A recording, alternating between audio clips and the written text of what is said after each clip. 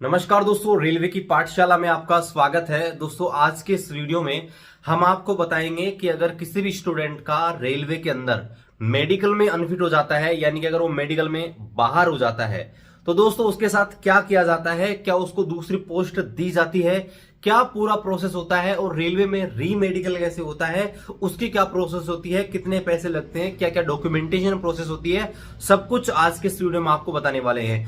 चलिए दोस्तों, शुरू करते हैं आज के इस वीडियो को। उससे पहले आपसे रिक्वेस्ट है, रेलवे भर्ती के लेटेस्ट एंड ऑथेंटिक अपडेट पाने के लिए चैनल को अभी सब्सक्राइब कीजिए।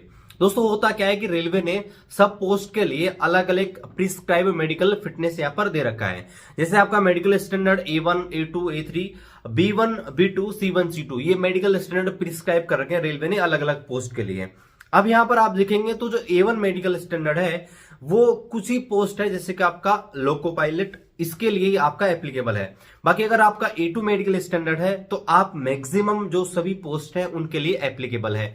लेकिन अगर आपका मेडिकल स्टैंडर्ड लो है तो फिर यहां पर क्या होगा। देखिए, रेलवे ने क्या किया है, हर एक मेडिकल स्टैंडर्ड के लिए अलग अलग पोस्ट यहां पर प्रिस्क्राइब की है। अब आपने एनटीपीसी में भी देखा होगा और आपके ग्रुप डी में भी रेलवे ने आपको पहले बता रखा है। अब देखिए, अभी जो प्रोसेस हो रहा है, मैं एनटीपीसी का वो आपको बताता हूं एनटीपीसी में किस प्रकार से प्रोसेस होगा और ग्रुप डी में। देखिए, सबसे पहले आपको लेवल 6 के लिए बुलाया जाएगा। लेवल 6 के अगर आपके मार्क्स अच्छे हैं तो आपको लेवल 6 के लिए बुलाया गया था। लेकिन अगर आप मेडिकल में, अगर आपका मेडिकल स्टैंडर्ड लेवल 6 का जो है, जो कि A2 है, अगर वो नहीं है तो फिर आपको लेवल 5 के लिए बुलाया जाएगा। और फिर भी लेवल 5 में अगर आपको नहीं हुआ तो लेवल 3, 2 इस प्रकार से बुलाया जाएगा। लेकिन ग्रुप डी में क्या है, ग्रुप डी में देखिए यहां पर एक ही लेवल की सारी वैकेंसी हैं।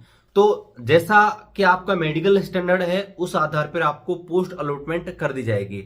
लेकिन ध्यान रखना, अगर यहां पर आपका मेडिकल स्टैंडर्ड लो है और जो भी पोस्ट बची हुई हैं, अगर उनमें से आपका मेडिकल स्टैंडर्ड मैच नहीं करता तो सीधी सी बात है, आपको मेडिकली अनफिट कर दिया जाएगा। जैसे सपोज कीजिए कि कोई भी पोस्ट है वो आपके A2 की है, लेकिन आपका मेडिकल स्टैंडर्ड A2 से नीचे है, यानी कि A3 होगा, B1 है, B2, C1 या C2, तो फिर आप मेडिकली अनफिट माने जाएंगे। फिर आपके पास दो ऑप्शन रेलवे आपको देता है, या तो आपको डायरेक्ट बाहर कर देता है, लेकिन उस सिचुएशन में एक ऑप्शन देता है रेलवे, आप रीमेडिकल अप्लाई कर सकते हैं। रीमेडिकल अप्लाई करने के लिए आपको क्या करना पड़ता है, 1,000 रुपए की डीडी आपको देनी पड़ती है रेलवे को। और आप किसी भी जो स्पेशलिस्ट होता है, जिस भी फील्ड में आपको बाहर निकाला गया है, जैसे मान लीजिए आपकी आंखें कमजोर हैं तो आपको आंखों की वजह से मेडिकल अनफिट कर दिया गया होगा, और किसी वजह से आपको मेडिकल अनफिट करेगा तो आपको उस स्पेशल चीज के जो स्पेशलिस्ट हैं, जैसे आपको मान लीजिए आंखों की वजह से मेडिकल में अनफिट किया है, तो आपको आई स्पेशलिस्ट जो है वहां से क्या करना पड़ेगा, एक सर्टिफिकेट बनवाना पड़ेगा कि भाई मैं बिल्कुल फिट हूं। और प्राइवेट डॉक्टर से भी आप बनवा सकते हैं, लेकिन प्राइवेट डॉक्टर को आपको पहले ही बताना होगा कि भाई मेरा इस प्रकार से रेलवे में मेडिकल है। आप ऐसा नहीं कर सकते कि प्राइवेट डॉक्टर को पैसे दिए और फिर आप उसको फर्जी तरीके से कन्विंस करके ले आएगा। ऐसा नहीं है, ऐसे करने से आपका कैंडिडेचर भी कैंसिल किया जा सकता है। तो मैं आपको यहाँ पर ऑफिशियल नोटिस यहाँ पर दिखा देता हूँ। आज के डेट में आरआरबी एनटीपीसी की ओर से जो मेडिकल अनफिट जो कैंडिडेट हैं उनके लिए यहाँ पर नोटिस जारी किया गया है। चलिए उसको देख लेते हैं, उसमें सब कुछ आपको क्लियर बताया गया है।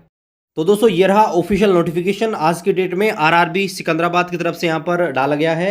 और यहाँ पे आप देख सकते हैं CA number 01/2019 NTPC notice for medical appeal.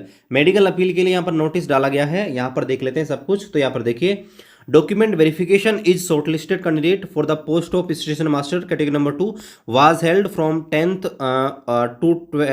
to 14th October 2022। यहाँ पर बोल रखा है कि डॉक्यूमेंट वेरिफिकेशन जो आपके स्टेशन मास्टर के लिए कैटेगरी नंबर 2 के लिए 10 अक्टूबर से 14 अक्टूबर के बीच यहाँ पर कंडक्ट कराया गया, जो अलग अलग रेलवे के हॉस्पिटल है वहाँ पे। Subsequently, according to their medical report received, the following candidate were not found fit in prescribed medical category by the various medical committees concerned। नीचे दिए गए जो कैंडिडेट हैं उनको दोस्तों मेडिकली अनफिट यहाँ पर घोषित किया गया है, जो कि उनकी रिपोर्ट यहाँ पर आई है। अब यहाँ पे आप देखेंगे तो ये कैंडिडेट की लिस्ट है, ये इनका नाम है, ये रोल नंबर है, ये इनका डीवी में सीरियल नंबर है, और यहाँ पर आप देख सकते हैं इनकी मेडिकल रिपोर्ट आई है। देखो, यहाँ पर इनका मेडिकल स्टैंडर्ड है C1 एंड बिलो। जबकि दोस्तों मैंने आपको बताया था, अगर आपने नोटिफिकेशन में देखा होगा तो जो स्टेशन मास्टर का जो मेडिकल स्टैंडर्ड है वो आपका A2 है। यानी कि जिन छात्रों का A2 मेडिकल स्टैंडर्ड है उनको यहाँ पे जॉब मिलेगी, इनको बाहर कर दिया जाएगा। अब देखिए यहाँ पर आपको पता होगा कि साइको के लिए जब आप जा रहे थे लेवल 6 में, तो रेलवे ने आपको अलग से पहले ही एक फॉर्मेट में डॉक्टर से यहाँ पर एक सर्टिफिकेट मार्क बना के लेके जाना था, A2 मेडिकल स्टैंडर्ड वाला, तभी दोस्तों आपको साइको में बैठने की परमिशन थी। लेकिन इन छात्रों का मेडिकल फिटनेस कम है, लेकिन फिर भी गलत तरीके से ये दोस्तों यहाँ पर फर्जी सर्टिफिकेट मांग कर ले गए, तो एग्जाम तो इन्होंने दे लिया, लेकिन दोस्तों अब फाइनल इनको बाहर कर दिया गया है। अब यहाँ पर देखिए मैं आपको बताऊंगा कि क्या क्या इनके पास ऑप्शन है। देखिए अभी तक इनको बाहर किया गया है, और ये मेडिकल स्टैंडर्ड है, इनका ये है, इनका ये है, यानी कि A2 नहीं है, जो सारे के सारे हैं इनका मेडिकल स्टैंडर्ड A2 नहीं है। जो स्टूडेंट है इनको बाहर किया गया है। यहाँ पर देखिए ये 38 कैंडिडेट हैं। अब यहाँ पर देखिए if any one of the above mentioned candidate wishes to appeal against the decision of the medical committee concerned, he must submit appeal for medical re-examination addressed to principal chief medical doctor, Southern Railway, Chennai Secunderabad, वो south central railway Secunderabad, latest by 11th of December। यानी कि अगर कोई भी student को ऊपर दिए गए रोल नंबर्स और ये लिस्ट से अगर किसी को भी कोई भी इश्यू है, तो वो दोस्तों मेडिकल रीमेडिकल के लिए जो आपका रेलवे में प्रिंसिपल चीफ मेडिकल डॉक्टर होता है साउथ इंडियन रेलवे का, उसको दोस्तों 11 दिसंबर 2022 तक आप लिख सकते हो। और यहाँ पर आप देख सकते हो स्पीड पोस्ट या फिर डिलीवर्ड बाय हैंड भी कर सकते हो। ये यहाँ पर एड्रेस है, इसके थ्रू आप भिजवा सकते हो। इसमें दोस्तों आपको क्या क्या भिजवाना है ये ध्यान रखना है। यहाँ पर आपको किसी भी जो गवर्नमेंट हो या प्राइवेट डॉक्टर हो उससे आपको एक सर्टिफिकेट बनवा के लेके जाना पड़ेगा। इसके अलावा आपको देखो मेडिकल सर्टिफिकेट हो गया, pro forma for medical re examination आपको नेक्स्ट नंबर बी में दिया गया है, वो आपको भर के लेके जाना है, और 1000 रुपये का DD आपको लेके जाना है।